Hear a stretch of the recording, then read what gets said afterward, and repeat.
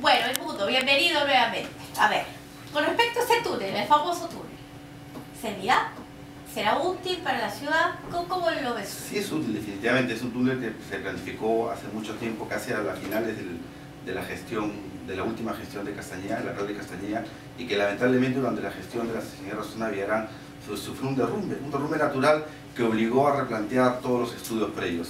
O sea, no es que Villarán no lo quiso continuar. Bueno, creo yo que hubo dejadez, hubo cierta negligencia y pasividad en el tema.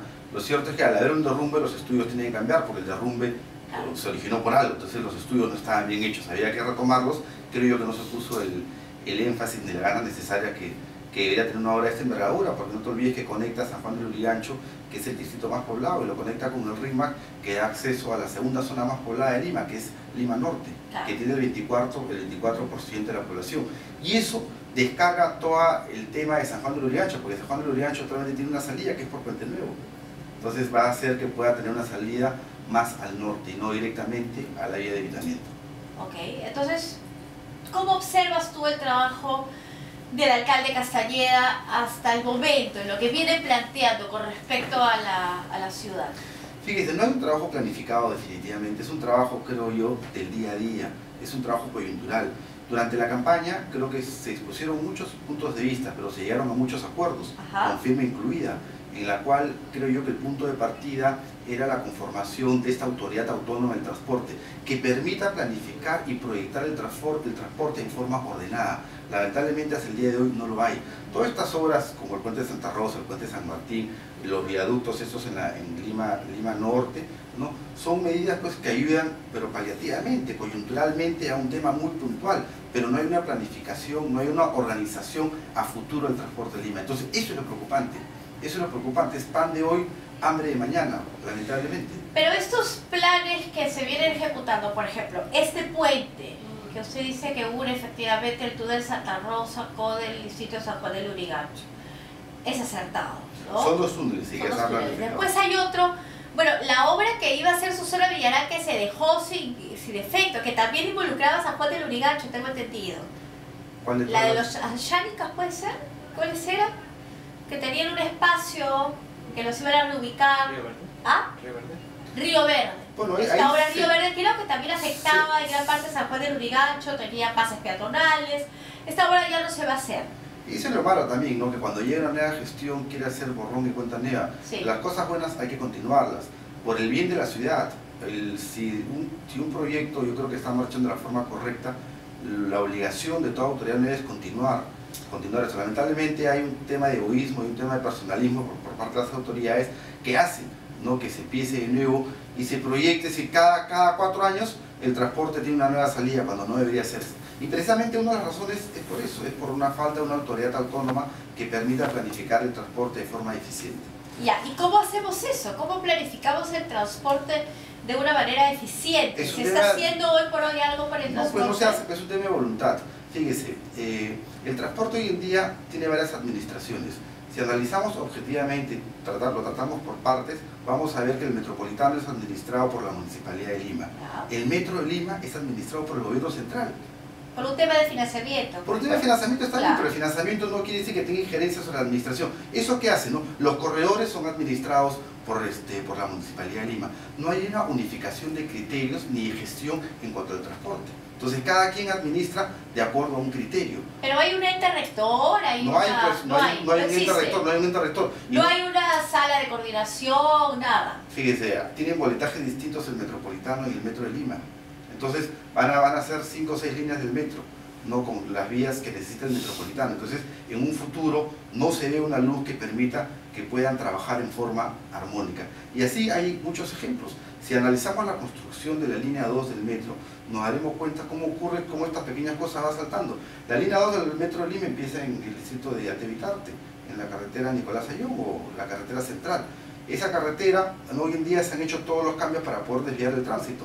¿Pero qué? Porque por una falta de coordinación no se ha habilitado una vía principal como es la separadora industrial que va a permitir tener a la Javier Prado un alivio más. ¿Por qué? Porque hay competencias distintas. Está Atevitarte como un distrito, está La Molina como un distrito, está la Municipalidad de Lima y el gobierno central. Entonces, ¿cómo puedes tener tú a 4 autoridades, 4 cabezas en un proyecto que debería estar unificado. Y ese ejemplo creo yo que clarifica toda la situación del transporte en Lima. Pues entonces nunca vamos a llegar a nada. Bueno, es que precisamente diría el alcalde Castañeda lo que debe hacer es primero tener la voluntad de generar esta autoridad autónoma. Es una autoridad autónoma que debe involucrar al gobierno central por un tema de presupuesto. Pero entonces, ¿quién la presidiría? Porque bueno, ese es un tema técnico. No, pero es un tema técnico aquí conversando usted y yo. Pero para temas, para efectos de las autoridades y de los egos, es un tema personalísimo. Indudablemente que sí, yo no sé quién se sentará en la cabecera de esa mesa, pero lo importante es que... Es clave, ¿no? Para ver quién sí, yo creo que eso es un tema de que deberían conversarlo, pero debería darse ese primer gran paso. ¿Quién cree usted que debería sentarse en la cabecera de la mesa? Bueno, la autoridad, indudablemente que la municipalidad. La municipalidad, sí, yo también pienso igual. Rectora, yo pienso que el gobierno central debería dar los recursos, ¿no? Aprobar los planes si los encuentra viables, porque finalmente es dinero de los peruanos el que está en juego, ser muy severo en la evaluación de los planes, pero finalmente el que debería administrar, el gran administrador, debería ser la municipalidad. Claro, tener una mayoría, tener una participación más relevante que el resto. Yo no consigo una institución que vea el tema de los impuestos en el Perú que no sea la SUNAT. Yo no consigo una institución que regule el libre funcionamiento del mercado o de la libre competencia como lo es Indecopi. Pero en el transporte sí se concibe eso. Hay muchas autoridades, pero no hay un ente que se encargue de regular estas autoridades. Eso es por un lado. Por otro lado, que es el tema de la jurisdicción. Lima comprende 42 distritos y el cercado de Lima, pero sin embargo los problemas no únicamente nacen en Lima, sino nacen en el Callao o al este de Lima. Entonces, ya no se debe tratar Lima únicamente como una ciudad con este número de distritos, sino como una metrópoli, que puede abarcar inclusive el tema del Callao y el tema de Huarochirí. Ese es el punto de partida. Ese es el punto de partida si nosotros queremos tener a largo plazo un transporte ordenado, un transporte digno para los 10 millones de ciudadanos que viven en Lima. Lamentablemente hoy, ¿qué vemos? Que todo momento, en todo minuto, en toda hora, es hora punta. Ya no es como antes. Sí, ya no es como antes. Entonces el transporte hoy en día se ha convertido en el regulador de los tiempos de la gente en Lima, cosa que es lamentable. Claro, ya no vemos el reloj, vemos la ruta. Vemos la ruta. Muchas veces tenemos que salir con 1 hora de anticipación, 1 hora y media, cuando el viaje debería ser de 20, 30 minutos. Tenemos que planificar nuestras reuniones en función al tráfico. O sea, el transporte es el que marca la agenda de los ciudadanos de Lima. Ahora, usted ha tocado el tema del Callao y de Huarochirí, que me parece clave en esto. ¿Cuál debería ser la solución? Bueno, integrarlos. Porque no solamente es el tema del transporte público, ya vemos combis, oriones y demás. Estamos hablando también de los taxistas. Los taxistas, que son alrededor de 300.000 entre... Son un montón. Son un montón. Y no circulan por el Callao, circulan por Lima. En el centro de Lima tiene el récord de cada ciertos minutos entra un taxi. Sí. Entonces es un tema... ¿Eso es dable? O sea, ¿eso se puede permitir? ¿O estamos aquí permitiendo ilegalidades o atrocidades? El tema bueno, en un momento, ¿cómo nace todo esto? Nace a raíz del gobierno de Fujimori, que deja a libre criterio el tema de las licencias de los taxis. No solamente deja libre criterio el tema de las licencias, sino también el tema económico, porque mucha gente dejó de trabajar y la manera inmediata de poder meterse nuevamente en el mercado laboral era vía el taxi. Así es. Pero lógicamente pues dijeron que la oferta o el mercado iba a ser el que regule todo esto. Lamentablemente no lo es así, sino por el contrario, ¿no? El mercado no está ayudando mucho, como bien lo indicas, ¿no? Hay tal cantidad de taxis que si uno va por cualquier avenida, ¿no? Entre taxis y microbuses, ve que ocupan casi el 80% de la pista. Y el problema es que hay tantos taxis entre Callao, Huarochirí, Lima y Balnearios que termina siendo un enorme problema social. Porque si uno los quiere ordenar o sacar de la vía, se va a generar un problema social inmenso aquí. Sí, ahí nosotros... Se van a afectar familias. Indudablemente que sí, nosotros durante la campaña hicimos un planteamiento alternativo. ¿Cuál sería? ¿Qué sucede? Desde el año 2000 hasta la fecha, o sea, ya son 15 años que la economía viene creciendo, pero viene creciendo básicamente en 3 sectores, que es el sector minería, el sector construcción y el sector servicios. Dentro del sector servicios nosotros ubicamos un tema que ha crecido mucho, que es el tema retail, de los centros comerciales. Los centros comerciales demandan al año una cantidad considerable de trabajadores. Son de acá a los próximos 2 años aproximadamente van a ser 60.000 entre 70.000 trabajadores nuevos que demandan. Sin embargo, nadie se ha preocupado de generar estos nuevos oficios. Al ser un negocio nuevo dentro de la economía peruana, se han generado nuevos oficios. Esos nuevos oficios son un gran nicho para todas estas personas, no solamente taxistas, sino gente que maneja su autobús, ¿no? Que pueda reinsertarse al mundo laboral. Pero ahí es toda la fuerza laboral extra joven, pues que sale de los institutos y universidades y que no encuentra trabajo. No, un taxista que tiene 45 años de promedio no va a ser contratado en una tienda de retail. No es así, porque lamentablemente la rotación dentro de estos centros comerciales es altísima, es la más alta en Latinoamérica. Y cada persona... ¿Por qué? Porque no hay una capacitación de vida. Y no hay una estabilidad, una formalización. Ahí sí tiene que participar el gobierno central, en la cual te permita a la persona que trabaja en estos centros comerciales generar un oficio. Claro, porque también si no estaríamos enviando a toda esta gente que tiene la seguridad precaria de su taxi a una inseguridad mucho peor, ¿no?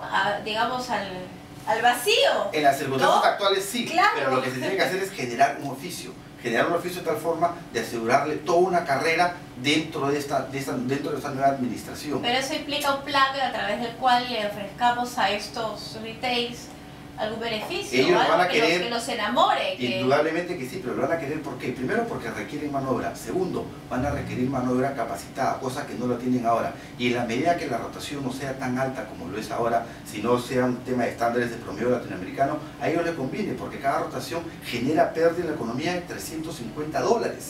$350. Y eso ¿En su economía? En la economía en general, es la economía de la tienda, en la economía nacional, porque son personas... Yo pienso que más bien la rotación tan frecuente hace que los derechos laborales sean incipientes. No son, ellos se van a voluntad propia. Yo creo que a las tiendas les conviene que los trabajadores roten mucho. Aunque no lo crean. Porque así los contratos de 3 meses no te amarran con nadie. No es que roten porque le hacen contratos pequeños y ellos deseen que haya rotación, sino rotan porque a voluntad propia del trabajador comienzan a migrar. ¿Por qué? Porque no hay una estabilidad en términos de carrera del trabajador. Entonces, ese es un buen nicho, es una buena opción para los transportistas. Lógicamente esto implica un estudio mucho más minucioso por parte del gobierno central. Porque una estabilidad laboral de ese tipo implica un sindicato. Y ya ve usted cómo se lleva Ripley con su sindicato. Pero los sindicatos, bueno, eso depende, si son buenos o malos, depende de con quién converse. Pero lo cierto es que el transporte está en una situación crítica. Me parece válido tratar de ubicar a los taxistas en algún espacio comercial. Es que hay que darles una salida, no podemos seguro de forma responsable dejarlos, digamos, en el aire o en el mercado para que ellos busquen. Y cuando no ordenas esta masa laboral, ¿qué pasa? Se puede generar un tema parecido. Simplemente buscan otro nicho y generan un tema parecido. Y en el nicho de transporte no existe un lugar donde ponerlos. Es que la tendencia a nivel mundial del transporte es el transporte masivo. Ya, ¿no? O sea, no hay donde meterlos. Hoy en día lo veo poco probable, es el tema del transporte masivo. Creo yo que Lima, ya con el tema del metropolitano, el tema del metro, ¿no? Y los corredores que también han quedado en stand-by, más o menos planifica cuál va a ser el futuro del transporte dentro de Lima. Ya, bueno, y al margen de la gente, el personal, los choferes de taxis, ¿cómo hacemos con el tema, por ejemplo, de las combis? ¿Cómo se debería reorganizar eso? Que hasta el momento veo que ha quedado como en stand-by todo, ¿no? El tema de los corredores era una buena alternativa, ¿no? A largo plazo, porque era gradual, para hacer que las combis o bien se asimilan